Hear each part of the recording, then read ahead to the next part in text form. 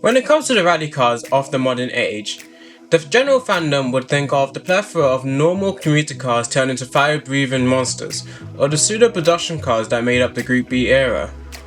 But none arrive at the prospect of a conventional sports car as an option on World Rally stages. Well, there's a whole class designated to two-wheel drive coupes that is very talked about nowadays. So, let's shed some light on it. Hello and welcome to the NGR101 YouTube channel.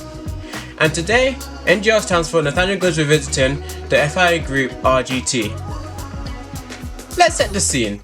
It's 2011 and the FIA is looking for a new way to bring more manufacturers and competition to the WRC, with the introduction of a new class made up of GT class cars, also known as GT coupes or coupes if that's how you're inclined to pronounce it.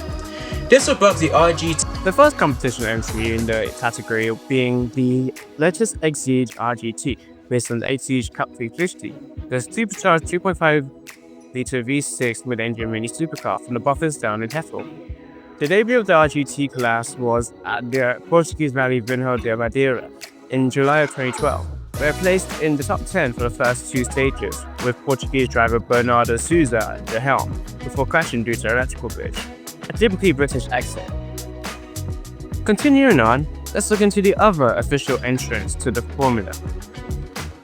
One of them is basically every generation of 911 GT3 since the 996.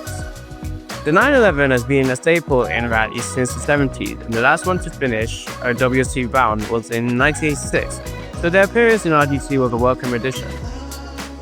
Throughout the generations of 911, the recipe of rear engine and flat six always stayed the same. The first 911 in RGT was a 996 GT3 driven by Mark Duez in 2014.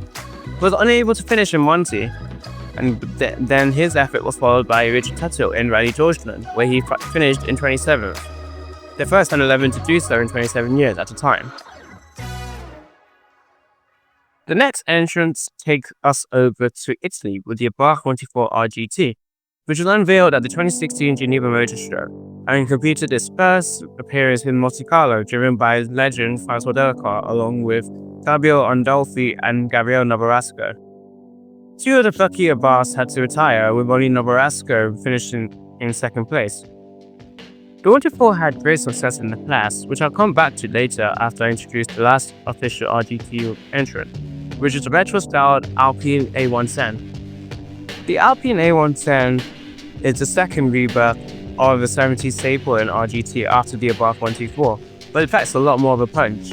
It is a mid-engine rear-drive sports car like the Exige, but is powered by a lighter 1.8-litre four-cylinder turbo from the Mark IV Renault Megane RS.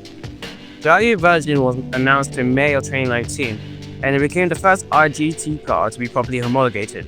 So, the Alpine A110 RGT is the only car in the system that does not need the individual FIA passports, and has not been a new. But that's where it ended. RGT did not progress to the 2023 season and has not been seen since on the World Rally stages in years. And why is that? Well, it's simple, a lack of competitors. Whilst Rally 2 can garner 40 plus competitors for one rally, RGT could barely muster 10 drivers to complete the whole season. And then there's a lack of manufacturer support, a similar problem to what Rally 1 is facing, where manufacturers aren't seeing the benefit of investing money into these cars, and you can see in the fact that Lotus stopped running its car after one rally. The Porsches were all built by third-party manufacturers, and the only saving graces were the Abarth and the Alpines, as they were the only proper manufacturer efforts. The Abarth 124 road car ended production in 2020, so there was no more factory support from that side after that time, and that only left the Alpines. So it's not a surprise that RGT Cup was cancelled. But on a national level, the formula has been a great success around Europe, especially in France and Belgium. This is because they fixate on tarmac events which suit the RGT cars really damn well. And we get more flat sixes on the rally stage, and I'm not opposed to that. I have no complaints about that. But, well, that's all I have to say on it. I hope you enjoyed my little introspective on RGT, and if so, please like the video, comment any changes you would like to see in the future, and be sure to subscribe. Now go on and live your life, and never settle for second. Goodbye.